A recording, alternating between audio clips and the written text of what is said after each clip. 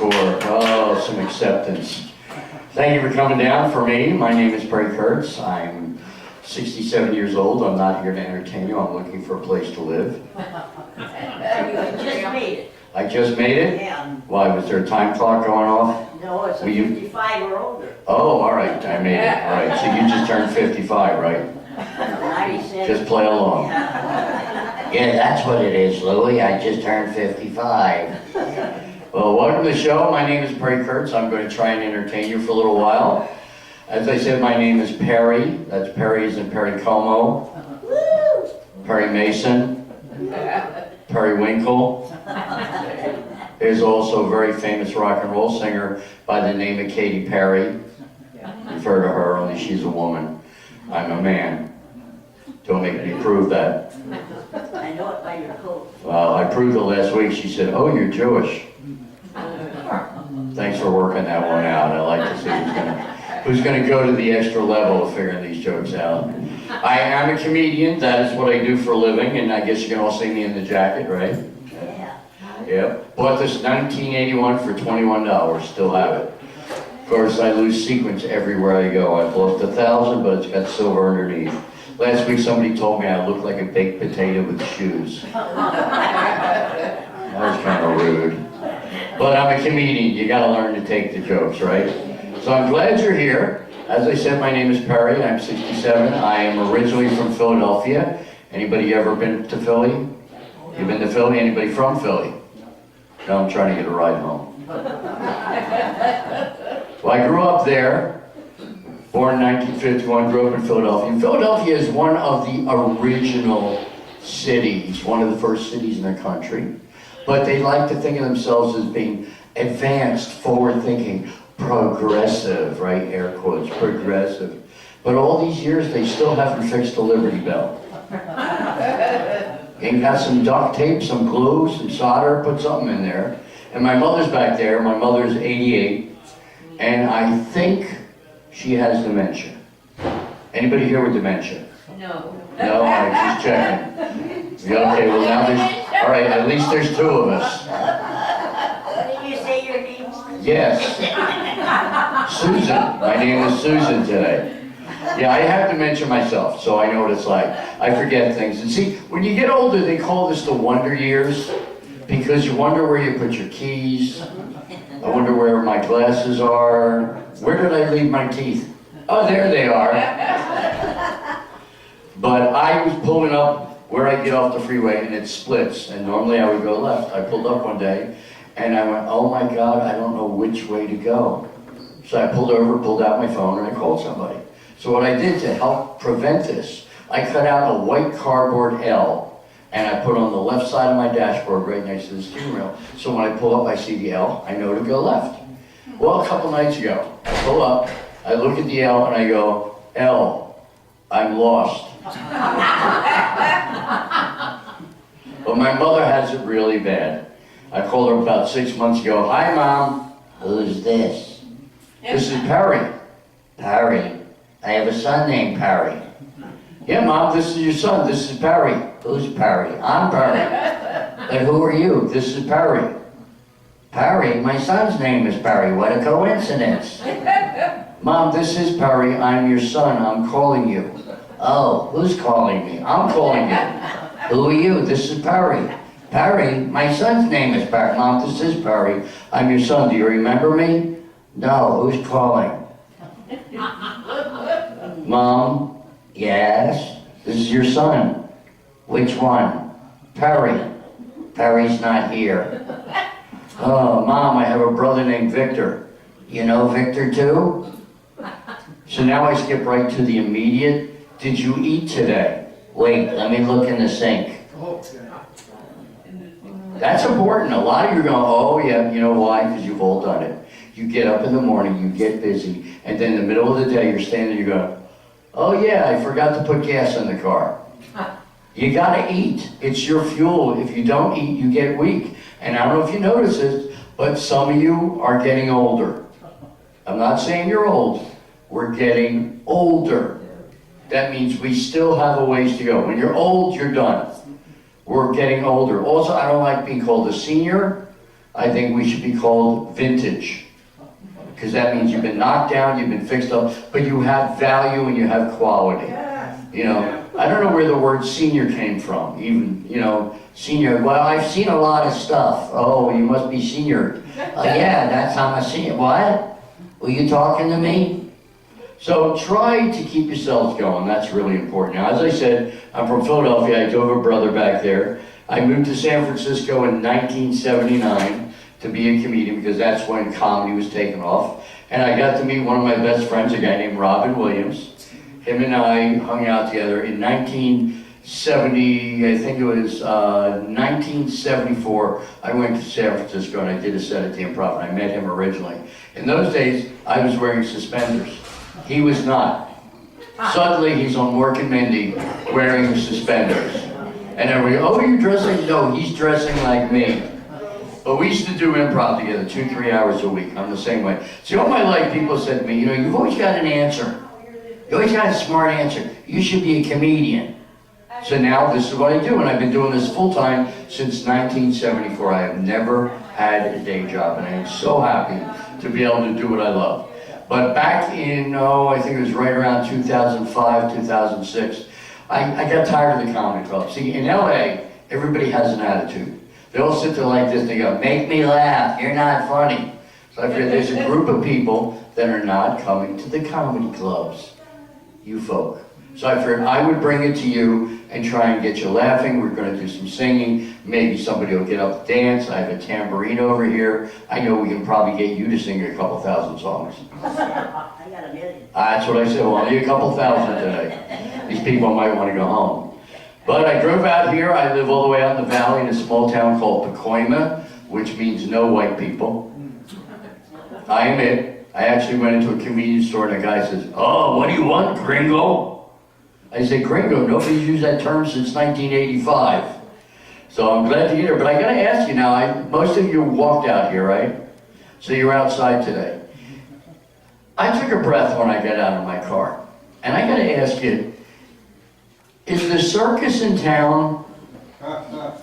You know what I'm talking? It smells like elephants out there. And usually out here, the air is great. I don't know what's going on. Maybe Trump's in town. Who knows? Oh, the great pumpkin. Don't know what's going on there. But I'm glad to be here. I'm glad you're here. Now, my show is a little bit different. I'm not just going to be up here telling you jokes. I'm going to be talking with you. And I'm going to ask you questions, and I need a response. Because this show is about you. I came out here for you, so I want you to be part of it. Now, if I ask you a question, and your answer is yes, I don't want you to have to clap or put your hand up. Some of you are drinking. Some are drinking heavily. So if your answer is yes, I want you to go, ee-haw! All right? Women like it because women just like to make noises. So on the count of 3, everybody go ee-haw as hard and as long as you can. Ready? 1, 2, 3. Ee-haw! Ooh, she's very excited right here in the front. Now I gotta ask her, what is your name, dear? Velma Von, the greatest yodeling grandma, Velma Von. See, I can yodel. I yodeled once when I got caught in my zipper. That'll do it. That will do it. All right, well, I'm glad you're here. So, as I said, I'm going to ask you questions. If your answer is yes, go ee-haw. First question, how many people are seeing me today for the first time? Ee-haw. Okay. How many have seen me before? Okay. How many have never seen me before? I confused a couple people.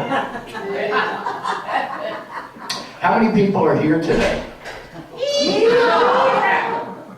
Yeah. How many don't know where you are? How many really don't care at this point? All right, okay. Where are the single people at? Who's single? Still single? All right, and where are the married people at? They're like, yeah, hee-haw, whatever, okay. Now, are you guys together right here, you two? Yeah. Oh, that's great. Yeah, I figured you were a couple because you're not touching. Ah, there, she grabbed this hand. How long have you been together? In March, it'll be 60 years. 60 years, that's very good. Give them a round of applause.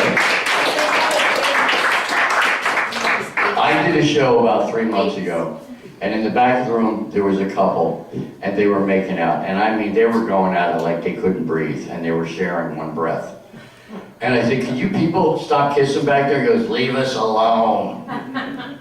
I said, "Well, I gotta ask you, are you guys together?" He goes, "Yeah, we're together." I said, "Are you married?" He goes, "Yup." I said, "How long are you married?" He says, 75 years. I said, "How old?" He says, 95.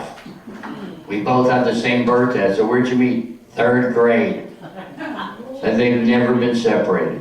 So I asked a question which just popped in my head. What made you, what do you think is the magic that's kept you together for 75 years?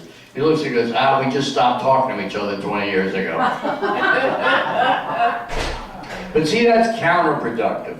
The smartest thing you can do is talk to each other and talk to people and all. When you have a conversation, your brain is engaged. It's working, the gears are turning. And when you stop communicating, your brain stops turning. They have found that one of the reasons people develop dementia is from isolation, because they don't talk to people. You move into a place, you move out of your house, away from your family, suddenly you're in a giant building with a bunch of people you don't know. The best thing you can do is talk to everybody. If there's somebody sitting in the hall and they're looking at the ground, just go up and say, "Are you okay?" You might actually save a life. Because right now, 27% of seniors suffer depression. After this show, the percentage will go up, I'm sure. But you gotta learn to laugh at yourself. Human beings are the only creatures that do laugh at themselves. You're never gonna see a dog walk down the street, trip and fall up on its face and get him go, Just us, we laugh at ourselves. So laugh at yourself. Laughter is a very important part of our lives. I mean, you go to places, you walk in and there's a bunch of comedy shows. Remember growing up, we had nothing but comedy on TV. My best friend was Robin Williams, and Milton Berle, who I met in, I think it was 86. I was having dinner with Bill Cosby in San Francisco. I used to have dinner with him once a month when he came to town. And I was sitting there, and I don't know what's going on with him now. There's all kinds of stories. He was nice to me. There was one time I fell asleep during dinner, and I woke up a little bit groggy, and there was a cigar in my mouth. And I think it was a cigar. I fell back to sleep. I don't know. But through him, I met Milton Berle and Rodney Dangerfield. Hey, good, no respect. Rodney was great. He was wonderful. He used to fly me to New York 4 times a year to work with him at his club. And I'll tell you what we call an insider story. One night after the show, I get done, and when I'm doing regular comedy, I don't know what I'm talking about. I just get up there, it's like all free flow, whatever I think of. And I get done, he goes, "Hey, come here, I want you to meet somebody now." His real name is Jack Roy, so I know him as Jack. He says, "Come here." I go, "What's up, Jack?" He goes, "This, I want you to meet Danny. Danny's the new kid, he's gonna write for me, he gets me." I go, "What do you mean he gets you? How hard is it to get you, Jack?" He goes, No. He writes, he tells me what to do with my hands, with my fingers open, or up and down, so I only have to read the joke once, and I remember it, and it comes out like fresh. Same thing with Jay Leno. I wrote for him how to do the same thing, hands up, fingers out, points, whatever. He says, let's go outside. So we're sitting outside in the alleyway. All of a sudden, Jack says, "You know what, I gotta go to the bathroom." So he turns and he starts to go on the dumpster. I look at the kid, I go, "You know what, I gotta go," and I start to go on the dumpster. The kid starts to go on the dumpster, he looks at me, he goes, "This is the best day of my life." Because he's going to the bathroom with Rodney Dangerfield. It's all about perspective. Where are you? The fact is, you guys are here, and you're all alive, and you made it. And it wasn't easy, was it? Remember when you were young and you were thin, and to take a shower, all you had to do was put your hands up and the soap washed off? Then you hit 40 and gravity starts pulling your parts down. And now to take a shower, you have to lift things up out of the way and wash the soap out. I did that, I found a wallet under my stomach. $50 in cash. It was worth the deal. You get gray hair. I still have my hair. I'm very thrilled about that. People ask me if it's a helmet. I had one the other night said, "You darken your hair?" Yeah, I darken it and I spray the gray back into it. Yeah, you ever see somebody that looks like they're 90 but their hair's perfectly black? Oh yeah, that's good. It's a helmet. That's all. He goes bike riding. It's a helmet. It's not even real. But I'm happy I got my hair. I still have some of my eyesight. Although I had cataract surgery on November 1st. Anybody have cataract surgery? I had that. Yeah, how long did it take you before you got your eyes back? I couldn't drive for 6 weeks. Right. Well, my right eye is really good. So, right now, have you ever looked through somebody's glasses and they're really thick and you can't see it and you go, oh, you're really blind? Well, right now, my right eye, which you can see, is looking through my old glasses. So everything in the right eye is blurry, so I'm driving with one eye. Now at night, because I got it done because I see the glow and the glare of everything when you're in a fog, at night I drive like this. This eye is perfect vision, so I drive at night like this. So I got pulled over, of course, and I have a card that says I had cataract surgery. He goes, why are we driving with your glasses crooked? I go, well, I'm trying to see. He goes, where are you going? I said, I'm a comedian. He goes, really? And he always says, make me laugh. So I looked at him and I said, okay, F you. And he goes, oh, you're funny, slow down, all right. That always works with him. So I'm waiting to get the other eye done. Going to do that on January 10th. And then I'll have 2 supposedly good eyes, but they don't want to give me glasses for 2 weeks. So I'm going to be walking around blind for 2 weeks. That's right. And when I went and see, when you do the operation, they tell you they're going to put you into a twilight sleep, where you're going to be supposedly half awake and half asleep. I don't remember going into the operating room or coming out. I just remember laying on the table, they gave me an injection, and suddenly I'm like, what happened? They go, we did the operation. And I had this patch over my eye. I go, well, I thought you were going to be putting me in a twilight sleep. The doctor said, no, we knocked you out completely. I said, why'd you do that? He said, because when you came into the surgical center, you had everybody laughing hysterically. And the last place we need laughter is during your damn operation.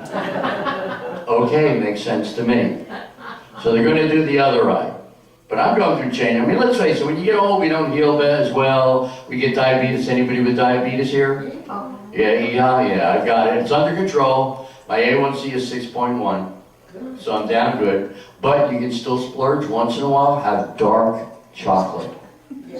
Right? Dark chocolate is actually good for you. It's got a different type of sugar that doesn't turn into glucose and raise your sugar levels. It has antioxidants that remove the toxins and poisons in your body. It helps you sleep, it relieves pain, and it relieves tension. And it's good for diarrhea too. I buy those big bars, and every night I have a chunk like this. I go to sleep, it's in my teeth.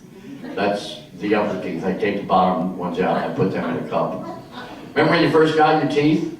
You ever did this? 6 weeks, 7 weeks after you got them, you're driving somewhere, and all of a sudden you remember, oh, I forgot to put my teeth in.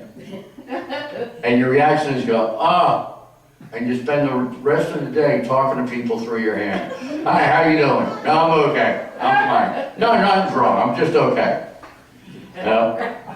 We get bifocals. Bifocals, if you don't know what they are, it's 2 lenses. The top lens, so we can see the distance. The bottom lens is so you can read. It makes things look bigger, but it makes them look closer.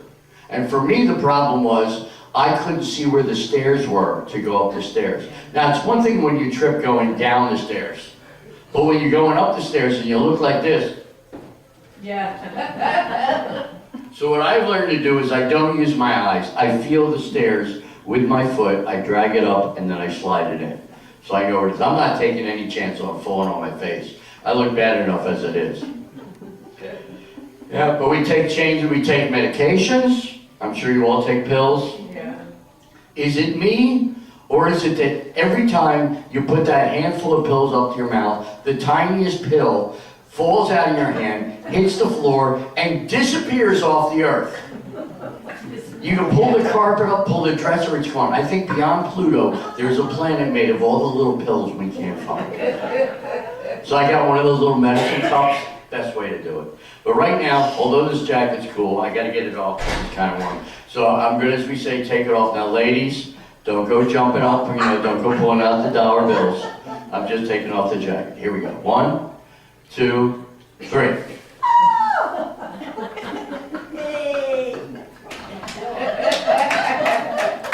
That's as far as I'm going. I don't want to ruin any appetites. But I'm just glad that I'm still walking. My life has changed drastically. Like I said, I moved to San Francisco in '79. And Milton was flying me down here to play at the Friars Club. I'm sure you've heard of that, where they had the roasts. And I was playing there about 3 or 4 times a year. At the end of 1989, he got me a spot there, and I got to do 11 minutes, which is a long time there. As an unknown, usually we get 5, but I was just killing it. It was going so good. They let me do a long time. I get off the stage, and I'm surrounded by Johnny Carson, Joey Bishop, Shecky Green, Phyllis Diller, Toby Fields, and the actor Charles Durning. And Johnny walks to me and goes, "Hey kid, I like you. You got all my motions. You got my looks. And you're actually funny. You got a great future ahead of you." Joey Bishop said, "Hey, you did pretty good." Suddenly there's a tap on my shoulder. I turn around, there's a short little bald fat guy. He takes my hand in his hand and says, "Hey, I saw your show, kid." Hits my face, "Nice try." Any guesses? Don Rickles. I was insulted by Don Rickles. So I know I got a chance. So while we were here, Milton called up the Comedy Store and he got me an audition spot there. Comedy Store those days was packed, it was hard to get in. He got me an audition, I went in and I danced. And did a couple jokes, and Mitzi said, Come on over here. I like you. I'm gonna hire you. You're gonna be a regular here at the Comedy Store. I went, great. She says, we're even gonna pay you. So I flew down to LA. Next night I got on stage and I said, "Hey everybody, I'm the new guy here. I got hired by Mitzi. She's the lady that owns the Comedy Store. I don't know if you know who she is. She's like a little dwarf with a bandage around her head. And she talks like this. When she laughs, she goes, ha ha ha ha. From the back corner of the room I hear, Ha ha ha. Real smart, stupid. I'm right here in the room. So I moved to LA. A couple weeks later, driving around on my motorcycle. See, when I lived in San Francisco, and anybody that goes there will tell you there's nowhere to park. There's a bar for every 3 people, and there's 2 parking spots for every 7. So I bought a motorcycle, a big blue motorcycle called a Kawasaki, and on the trunk I put the word Pericycle, and on the side of the gas tank in white letters I put Pericycle. And people would actually pull up next to me in traffic and say, "Hey, what's a Pericycle? It's mine. Your name's Perry?" "Yes, it is." "What are you, a comedian?" "Yes, I am." And they would try to run me over. So I moved down here, and about, I don't know, 5, 6 weeks after I was here, I met my wife on the computer. Now, in the old days, we didn't have colors. We didn't have pictures. You just had dots. That was it. It built the word dot by dot. Boop, boop, boop, boop, boop, boop, boop, boop, boop. That was the P alone. By the time my name finished printing on the screen, my wife made a sandwich, ate it, and digested it, and made another sandwich. So we talked on the phone for about 40 hours and 3 days, and I fell in love with her because she's got that southern accent. Anybody from the South? You ever heard Southerners? You're from the South, where at? Texas. Texas, all right. Texas is actually part of Earth.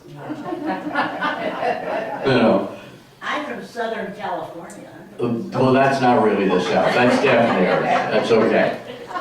But people in the deep South, they have a way of talking. See, in the South, they talk slow, they walk slow, they drive slow because there's nowhere to go. And they don't just say hello, they go, "Hi, how you doing? What's up? Yo!" My wife had her favorite phrase, "I'm going over yonder." I'm sure you've heard that before. I looked at 157 maps. There was no place called yonder. I don't know where she went, but she always found her way back. So we started going out. We were hanging at the Comedy Store all the time. We were there every night. I got to work with Richard Pryor for about a month. It was great working with him. David Letterman's come down. Rob was stopping. Rodney was coming in. And I got to work with the stars. Andrew Dice Clay was just getting started. And one day she said, "Why don't you come out to my house?" I said, "Oh, that's a great idea. We were going out for 6 months. And I hadn't been to her house." So I drive out there, I walk in, there's a guy sitting on the couch, there's a little baby girl crawling along the floor, and I'm pointing the girl in the corner. I said, "Honey, who are these kids?" She goes, "Oh, I guess I forgot to tell you. I have children." And I'm looking at the 2 doors thinking, which one's going to get me out of here quicker? You ever hear the phrase, "Don't get involved with somebody that has baggage"? My wife owns Samsonite. But I got to know the kids. Turned out the kids were from different relationships. They did not know their fathers. Now, I don't drink. I've had one cigarette in my life. I don't do drugs. So I figured this was an opportunity. Now, I'll tell you why I don't drink. I was in Philadelphia, 1974. And in those days, we would go down to Atlantic City to party. This was before the casinos. Remember the song, Under the Boardwalk? Yeah. That's from Atlantic City. That was my generation, and that's where I got arrested very many times, under the boardwalk. So I was sitting in a bar drinking double shots of Southern Comfort chased with a Coke, no ice. Now, see, I'm saying Southern Comfort, she's going like, ooh, ooh, ooh. It's really sweet. I'm diabetic, so of course I like it, but I'm a little guy. Somebody challenges me to something, I'm going to take it. So this cowboy trucker sits down, giant man with a cowboy hat on. He says, "Hey, little man, I can't believe you're doing that. I think you can drink more?" I said, "You buying?" He says, "I sure am." I said, "All right, you bought me 6 more double shots of Southern Comfort. That's 3/4 of a bottle." Now, I'm a little guy. I'm a little under 6 feet tall. I'll tell you when it's a joke. And I drank all of it. He got up and he left. And I got up, or I tried to get up, and I found that I had turned into liquid mercury. And I slowly slid off the stool until my face hit the floor.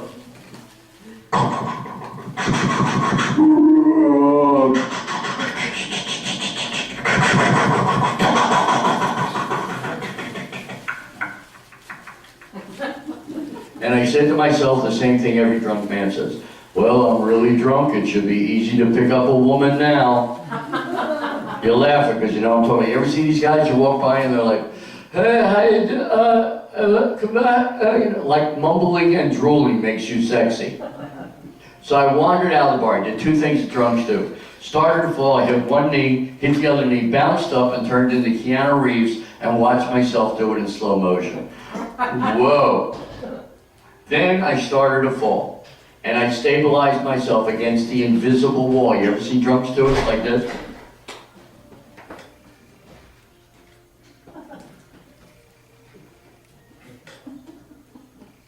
And they're fine after that. I don't know how it works.